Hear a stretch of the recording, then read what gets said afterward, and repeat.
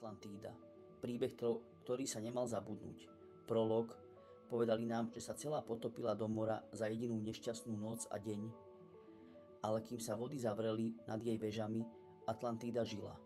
Dýchala, rástla, milovala a hrešila tak ako my. Toto je jej príbeh. Nie iba legenda.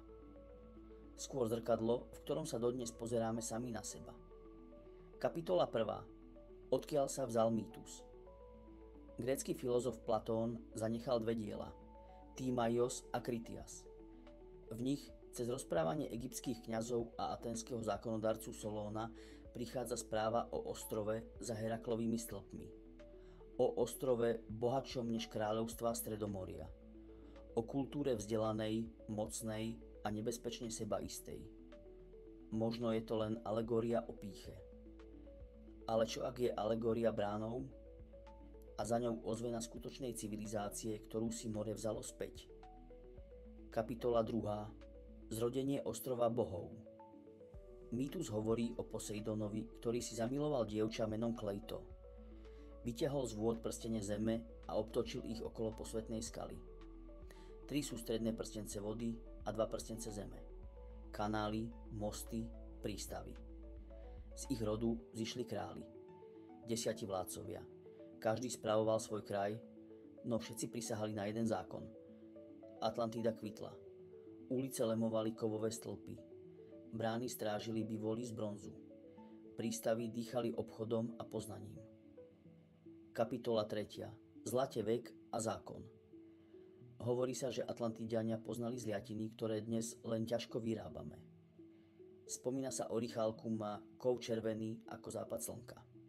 Mali zavlažovacie kanály, sklo a keramiku priezračnú ako kvapka rosy. No najcennejší bol zákon. Každý rok, v noci, králi obetovali býka Poseidonovi.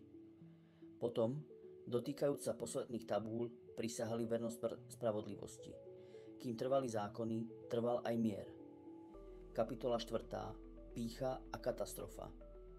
Moc je sladká. A sladké býva zradné. Atlantída začala vládnuť moriam aj srdciam ľudí. Stávala sa tvrdšou a chamtivejšou. Bohovia zbadali zmenu v duši národa. Prišla noc, ktorú poznáme z príbehov. Zem sa zachvela. More sa vzoprelo. Mesto sa vraj v jediný deň a noc ponorilo do vln. Či to bola sopka, tektonický zlom, alebo reťaz pohrom, to dnes nevieme. Každý pád však začína vnútri. V srdci, ktoré zabudlo na mieru. Kapitola 5. Stopy v piesku času. Hľadači stôp sa pýtajú. Kde ležala? Akrotyry a výbuch sopky Téra. Azory a lávové plošiny na dne. Andalúzia a stratené Tartessos pri ústí Guadalquivíru. Rýchadská štruktúra v Sahare. Sústredné prstence ako starý odtlačok na kamení. Biminy a kamenné línie pod hladinou. Každá hypotéza je mapa bez legendy. No aj mapa bez legendy nás vedie vpred. Kapitola 6. Legendárne príbehy. Starci rozprávali o strážcoch vedomostí, ktorí pred pádom ukryli tabulky v chrámoch za morom. O kňazoch, ktorí priplávali do delty Nílu a učili stavať podľa hviezd. O moreplavcoch, ktorí viedli lode podľa ciest na oblohe. Hovorí sa aj o meste v púšti, kde pod pieskom spí studený kov. Možno sú to len príbehy pri ohni. Možno šifry, ktoré ešte nevieme rozlúštiť. Kapitola 7.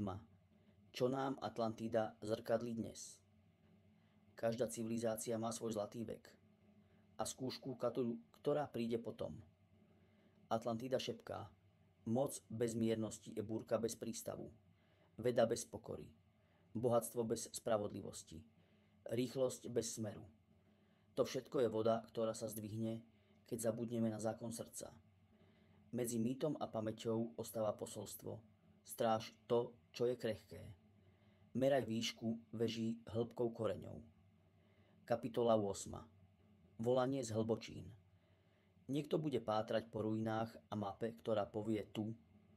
Možno nájdeme kamenné oblúky prístavov a pukliny dávnych chrámov.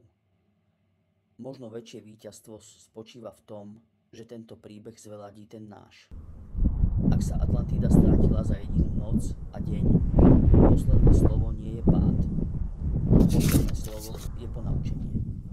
A to je bohatstvo, ktoré nám žiadna vlna nevezme. Epilóg. Zavri oči. Uvidíte námestia plné slov. Nie preto, aby sme si povzdychli za tým, čo bolo, ale preto,